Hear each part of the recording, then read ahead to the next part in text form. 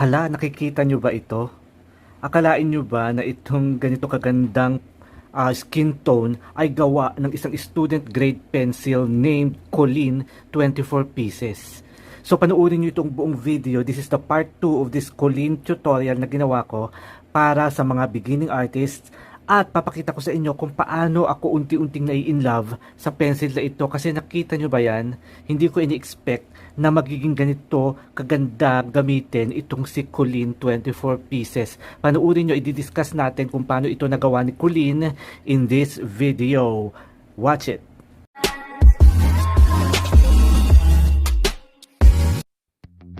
Ayan, so ito na nga, nandito tayo sa part 2 nitong aking tutorial video. Actually, may half tutorial and half testing itong aking ginagawa kasi first time ko rin namang ginagamit talaga itong Colleen Colored Pencils.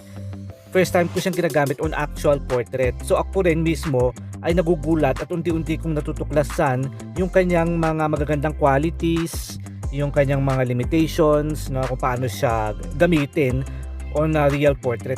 So ito nga, ang ginagamit natin is the 24 piece set ng Colleen.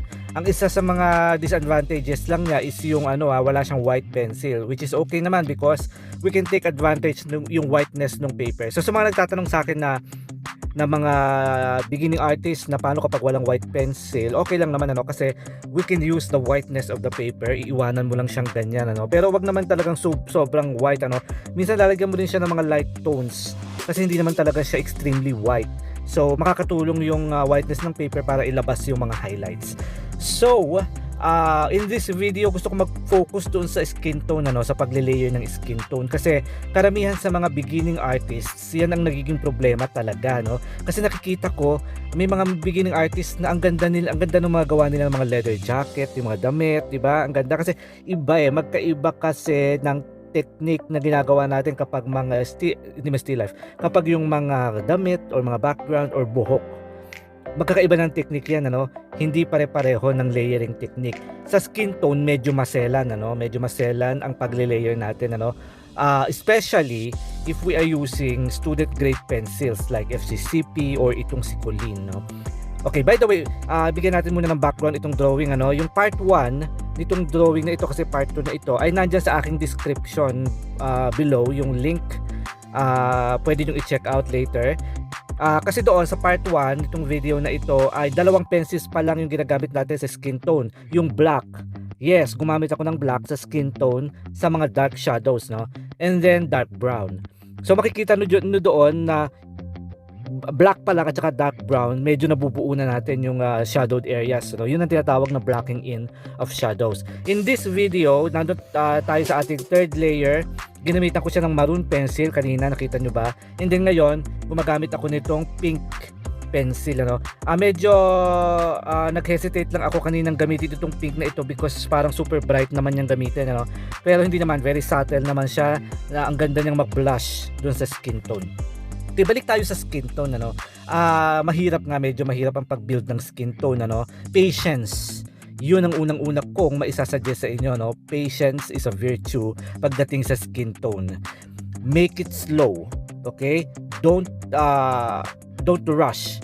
Make it slow as basta pinaka-slow na pwede mong gamitin Ibig sabihin, you give time when you are layering the skin tone Hindi siya nakukuha ng mabilisang kaskas, hindi siya nakukuha ng madiin na pressure para mapabilis mo yung coverage. Hindi, dahan-dahan mo siyang ile-layer, parang dahan-dahan mong sinusubo dun sa mga tooth ng paper yung pigment ng pencil, especially because this is a student grade pencil Colleen is student grade pencil. Although maganda siya, malambot, pigmented for a student grade pencil, pero kailangan pa rin natin siyang dahan-dahang ina-apply sa ating paper. So ito, nasa fourth layer na tayo yung black, brown, yung maroon, and then itong pink na pencil na ito para magbigay siya ng kaunting blush I'm trying to do multi-layer. So lalo pa kung multi-layering yung ating ginagawa ay dapat talaga very mild lang yung pressure kasi kapag nag-build up yung madaming pressure, yung madaming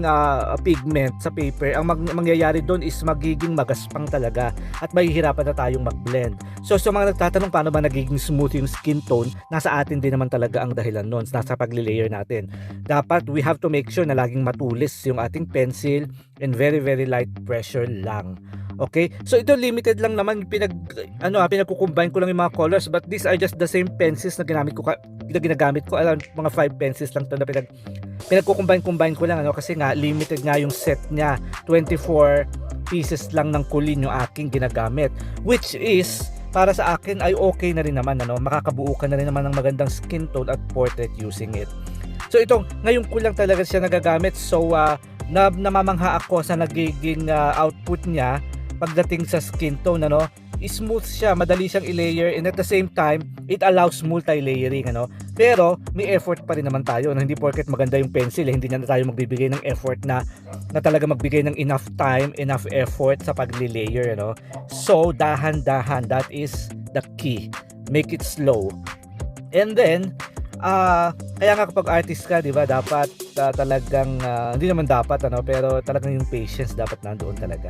Dapat ini-enjoy mo talaga yung ginagawa mo, kasi kung hindi, sa ibang tao, talagang this is really parang sa kanila boring yung ganitong klase ng work, pero pag artist ka talagang mai enjoy mo yung slow process, kasi makikita mo unti-unti na gumaganda. Gaya dito, nahahappy talaga ako, na unti-unti by just using 5 or 6 colors of pencils from a student grade pencil pa na colored pencil is nahahappy ako dun sa nagiging itsura niya so far, kasi on a regular student grade pencil, hindi mo naman talaga makukuha yung gusto mong pigmentation, yung gusto mong blending, yung gusto mong saturation ng skin tone. Limited talaga pag student grade pencil. Pero itong si Colleen, in fairness naman sa kanya, na ibibigay niya yung mga halos na ibibigay niya yung mga naibibigay din ng mga artist grade pencils. Now, do sa mga nagtatanong, ito bang si Colleen ay wax based or oil based? Ang masasabi ko sa kanya ay in between. Parang may property siya na wax based at may property din siya na oil based. Hindi siya totally wax based eh. Yun ang feeling ko, ako personal opinion ko sa kanya, kasi hindi naman naka-indicate kung ano talaga siya, pero yan. So ayan, ginagamitan ko rin ng blender, ito kapag feeling ko medyo bumibigat na yung colors doon sa kasi kapag magaan, normally naiimbak siya roon sa ibabaw lang ng paper, ng tooth ng paper. So we need to push it sa loob ng mga tooth ng paper using itong basahan na ito. Isa siyang cotton na basahan yan, cotton cloth yan. So with medium to heavy pressure, pinupush ko siya para ayan, ready na naman akong mag-add ng bagong layer. Ito bagong pencil ito, naisipan ko do sa mga dark shadows na maglagay ng violet. So hindi naman siya totally violet, parang medyo may pagka-reddish na purple siya. So parang magiging mas natural yung mga dark tones kapag nilagyan ko nitong violet na ito. So maganda siyang i-build up itong si Colleen, maganda siya for multi-layered works.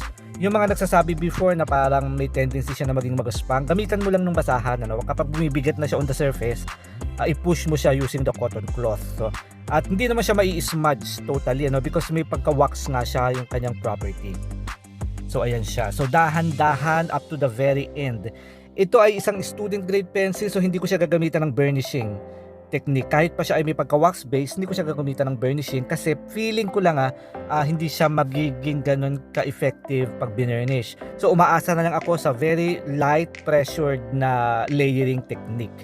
Unti-unti natin siyang binibuild, layer after layer. Do not force yung pigment na kumapal o maging heavy agad sa pamamagitan ng pagdidiin o pag-a-add ng pressure. That wouldn't work in this kind of pencils. So ganito, actually feeling ko maganda yung decision ko na talagang gawin siya patiently, i-layer siya ng medyo magaan. Kahit na nasa maraming layers na tayo, magaan pa din, dapat. Kasi nga kumukulay naman siya even though light pressure lang ginagamit natin. Pero maiiwasan natin yung pinoproblema natin na build up, na mahirap i-blend, na medyo talagang magaspang siya, magaspang tingnan. Ito hindi, kapag ganitong technique na nagle-layer tayo. So do sa part 1 ng video, ganito yung ginawa ko. Pagmasdan ninyo yung ginagawa ko ngayon dito sa kamay ni Joshua. So nagle-layer muna tayo ng mga darkest shadows using the black pencil. Ito yung black. So normally yung mga outline, pero don't do yung mga heavy outlines, avoid it. Kahit sa ang medium, iwasan nyo yung mga sharp na mga outlines sa bibig, sa ilong, yung parang mga nakaguhit sa mga gilid ng mga ano para umangat, hindi ganoon hindi magiging cartoony yung iyong drawing, hindi siya mukhang natural. So dapat soft lahat ng edges especially may mga edges diyan gaya nung sa mouth.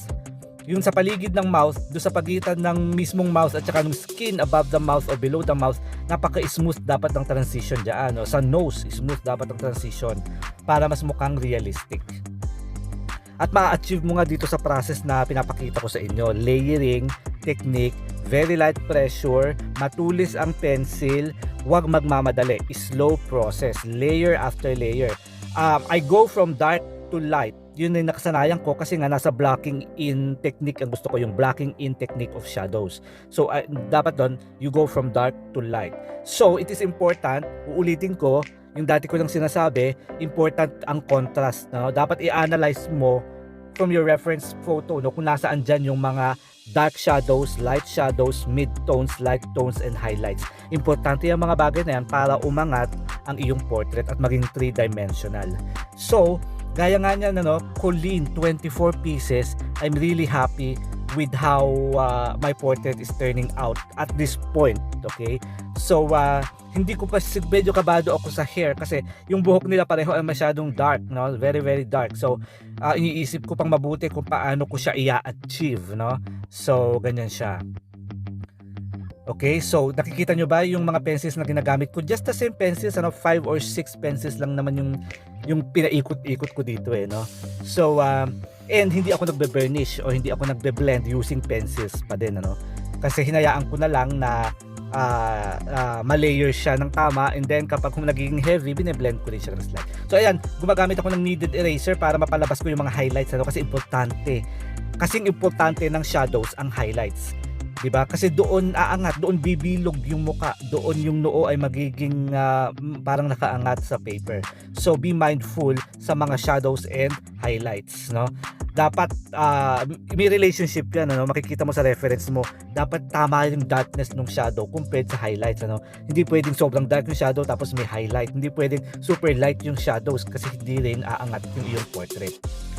So ayan So this is part 2. Pinakita ko lang sa inyo kasi natuwa agad ako dun sa nagawang skin tone ng Colleen Colored Pencils, 24 pieces So ayan, nag-add pa ako ng ito, pang pitong pencil ko ito, yung parang red orange. Kasi kahit naman ganyang medyo makapal siya is mild pa rin naman siyang lumalabas pag nilayer mo. So gusto ko siya para magbigay naman ng reddish tone doon sa face, okay? Ayan, so dahan-dahan pa rin kahit na ito pang pitong pencils na ito na ginagamit ko ay kumukulay pa rin siya, basta dahan-dahan lang yung iyong pagle-layer. Ayan, so kung meron ka pang mga questions about how to build skin tone and kung meron kang suggestions, recommendations, questions, just feel free to ask on my comments section. Okay, open na open po yan sa inyo, lalong-lalo na sa mga beginning artists para mag-improve kayo at mapaganda pa yung inyong journey sa portraiture o sa mga colored artworks. Okay, so abangan nyo kasi medyo challenging itong gagawin ko. Itong damit, nakita nyo ba yung damit na yan, yung para siyang sweater na hindi ko alam kung anong tawag dyan, na I feel na magiging very challenging, plus the buhok. Abangan nyo yan sa part 3. Okay, so this is part 2. Kung hindi nyo pa napanood yung part 1, nandito sa description box ko. Okay, so yung part 3 abangan nyo, lalo na sa mga nahihirapan sa buhok na katulad ko, ay sabay-sabay nating pag-aralan kung paano gagawin ang kanilang hair. So yun lang, bye bye, thank you for watching.